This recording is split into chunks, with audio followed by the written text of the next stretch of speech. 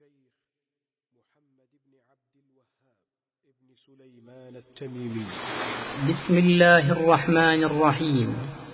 اعلم رحمك الله أنه يجب علينا تعلم 4 مسائل. الأولى العلم.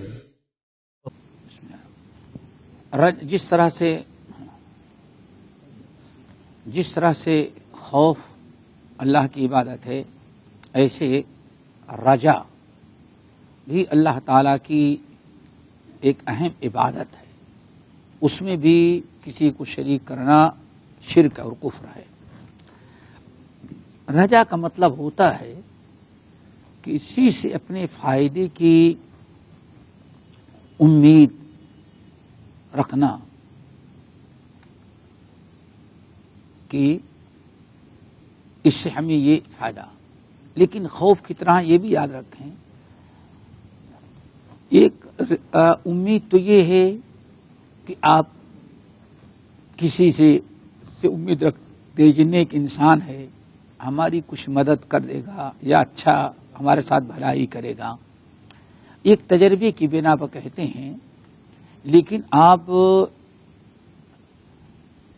یہ سمجھتے ہیں کہ یہ انسان بھی ہماری مدد اسی وقت کرے گا جب اللہ رب العالمین اس سے مدد کرائیں گے، تب یہ توقع ہونی چاہیے.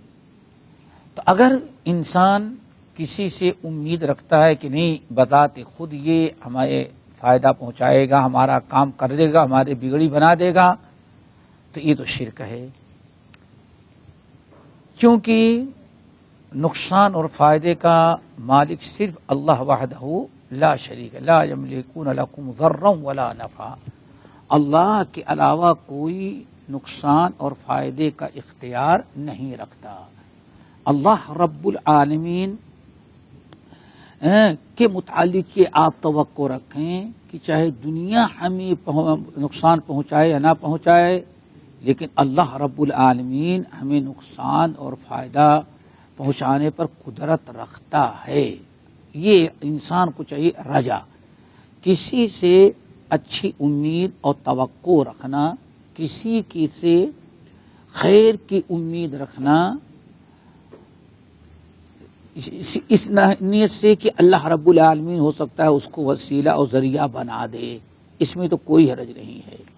لیکن اگر انسان عقیدہ رکھتا ہے، امید رکھتا ہے کہ ہاں ہمیں فلاں سے امید ہے اور ہمیں نقصان و فائدہ پہنچانے کی بذات خود طاقت رکھتا ہے، تو یہ شرک ہوگا. چونکہ انسان کو نقصان اور فائدہ پہنچانے اور انسان کو کچھ دینے کی اگر صحیح معنوں میں استطاعت اور قدرت بذات خود رکھتا ہے تو اللہ رب العالمین کی ذات ہے. اسی لیے دیکھیں کتنی عجیب سے نصیحت اللہ کے سننے کی. فرمایا اگر تمہارے جوتے کا تسمہ ٹوٹ جائے تو اللہ تعالیٰ سے پہلے مانگو.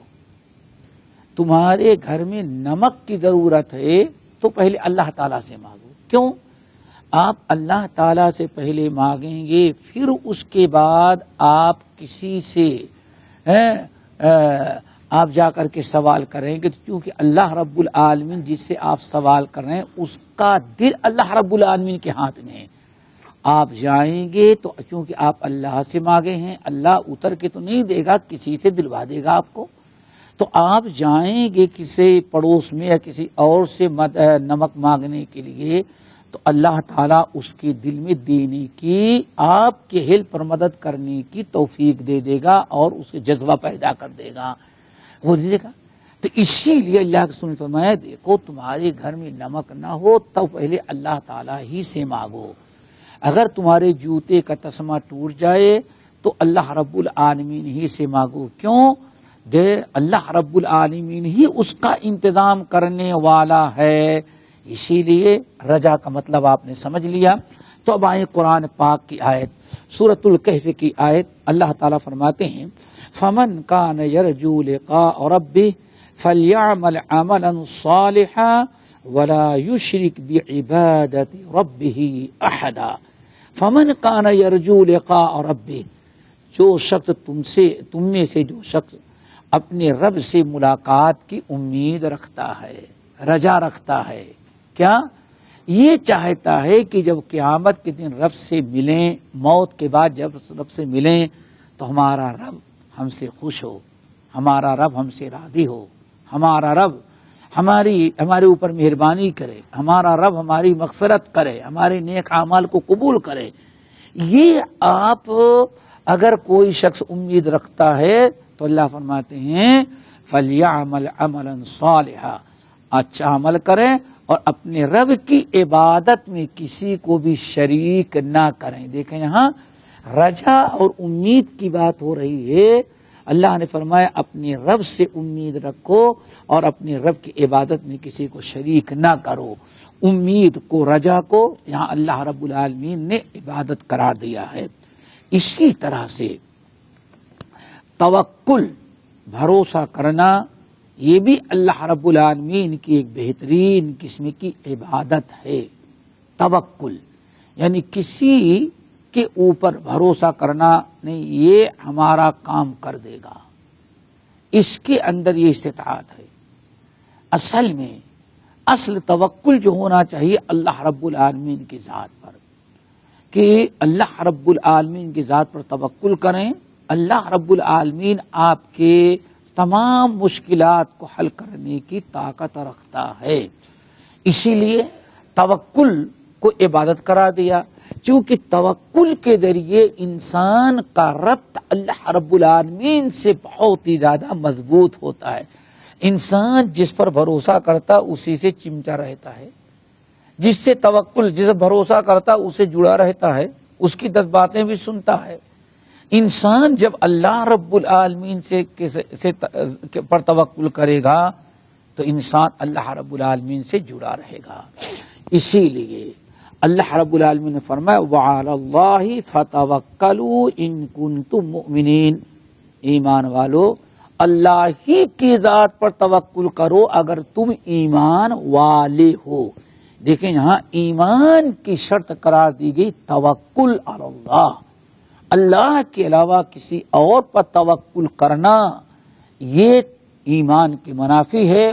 رب العالمین فرمایا ان کنتم مؤمنین، اگر تم توکل کرتے ہو میرے ہی اوپر توکل کرو اگر تم مومن ہو. شرط ہے ایمان کے ساتھ، ایمان کی شرط ہے کہ انسان توکل علی اللہ کرے. اسی لیے رب العالمین نے فرمایا وَمَن يَتَوَكَّلْ عَلَى اللَّهِ فَهُوَ حَسْبُهُ، جو انسان اللہ کی ذات پر توکل کرتا ہے اللہ تعالیٰ اس کے لیے کافی ہو جاتے ہیں. یعنی وَكَفَى بِاللَّهِ وَكِيلًا، اللہ تعالیٰ کو جس نے وکیل بنا لیا بس اس کے لیے وہ کافی ہے، پھر کسی اور کی ضرورت نہیں رہتی. اللہ رب العالمین ذات پر توکل کر لینے کے بعد پھر کسی اور کی ضرورت باقی نہیں رہ جاتی. اسی لیے توکل بھی ہمیں صرف اللہ تعالیٰ کی ذات پر کرنا چاہیے کہ اللہ تعالیٰ ہی ہماری بگڑی بنانے والا، وہی ہمیں صحت دینے والا، وہی ہمیں تندرستی کرنے والا. آپ اسباب و ذرائع اپنائیں، دوا کریں، علاج کریں، سب کچھ کریں، محنت مزدوری کریں، کوشش کریں، لیکن توکل اللہ کی ذات پر ہو کہ ہاں یہ آپ کی نوکری آپ کو نہیں کھلائے گی، اللہ رب العالمین کھلائے گا. جب آپ نوکری نہیں کرتے تھے جب بھی اللہ نے آپ کی رزق کا انتظام کیا، نوکری آپ کی چھوٹ جاتی جب بھی اللہ تعالیٰ آپ کو کھلاتا ہے. اگر نوکری ملی ہے تو اللہ تعالیٰ کا شکر ادا کریں، نیکی نعمت ہے یہ. تو توکل بھی اللہ کی عبادت، اللہ رب العالمین اس سے بہت زیادہ خوش ہوتے ہیں. اسی طرح سے رغبت اور رحبت اور خشوع، یہ 3 چیزیں ہیں، یہ تینوں بھی عبادت ہیں. رغبت، رحبت اور خشوع، ترغیب، ترہیب اور خشوع. رغبت کس کو کہتے ہیں؟ کسی چیز کے حاصل کرنے کی الفت محبت دل میں ہو، تمنا ہو کہ یہ چیز ہمیں حاصل ہو جائے. رغبت کسی چیز، محبوب چیز کو حاصل کرنے کی تمنا اور خواہش ہو، اس کو کہا جاتا ہے رغبت. مثال کے طور پر آپ نماز پڑھتے ہیں، نماز سے اللہ گناہوں کو معاف کرتا ہے، نجات دیتا ہے، مدد کرتا ہے، قیامت کے دن آپ کو بخشوائے گی، نور ہوگی۔ اب ایک انسان اس کو حاصل کرنے کی اپنے دل میں کیا رکھے؟ رغبت رکھے۔ اللہ رب العالمین کی اس محبوب اللہ کی رضا حاصل کرنے کا شوق اور جذبہ ہو۔ رحبت یہ کیا ہے؟ کسی چیز کے خوف سے اپنے آپ کو بچانا، کسی چیز کے حاصل کرنے کی فکر اور شوق رکھنا، اور کسی چیز سے بچنے اور اس سے محفوظ رہنے کی کوشش کرنا، یہ ساری چیزیں بھی عبادت ہیں۔ اسی لیے ہمیں ہمیشہ اللہ رب العالمین کی طرف رغبت کرنی چاہیے۔ اسی طرح سے خشوع کیا ہے؟ خشوع کہتے ہیں ہر حکم کے سامنے گردن جھکا دینا، تواضع، انکساری، عاجزی، اپنے آپ کو ذلیل کر کے کسی کے سامنے پیش کر دینا، یہ کیا ہے؟ اس کو کہا جاتا ہے خشوع۔ خشوع صرف اللہ رب العالمین کے ہو سکتا ہے، کسی مخلوق کے لیے نہیں ہو سکتا۔ کیوں؟ یہ تذلل ہے، کسی کے سامنے اپنے آپ کو چھوٹا سے چھوٹا بنا دینا، اپنے آپ کو حقیر سمجھ لینا، کسی اپنے آپ کو معمولی اور چھوٹا بنا لینا، انکساری کے ساتھ، اسی چیز کا نام کیا ہے؟ خشوع۔ اللہ رب العالمین کے ہاں یہ محبوب عبادات میں سے ہے، جیسے رکوع ہے، سجدہ ہے۔ کہا جاتا ہے کسی کے سامنے میں گردن نہیں جھکاتا، گردن جھکانا، دیکھیں کیوں؟ کسی کے سامنے گردن جھکانا ایک ذلت ہوتی ہے، کسی کے قدموں پر گر جانا یہ بڑا ذلت ہے۔ یہ پیشانی، یہ انسان کسی مخلوق کے لیے گردن جھکائے، اس کے قدموں پر متھا ٹیک دے، پیشانی ٹیکے، کسی کے سامنے ہاتھ پھیلائے فقیری، یہ ساری چیزیں جو ذلت کی ہیں۔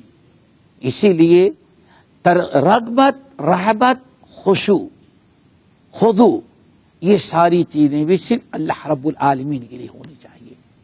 چنانچہ ہمیشہ نیک لوگوں کا طریقہ یہی رہا۔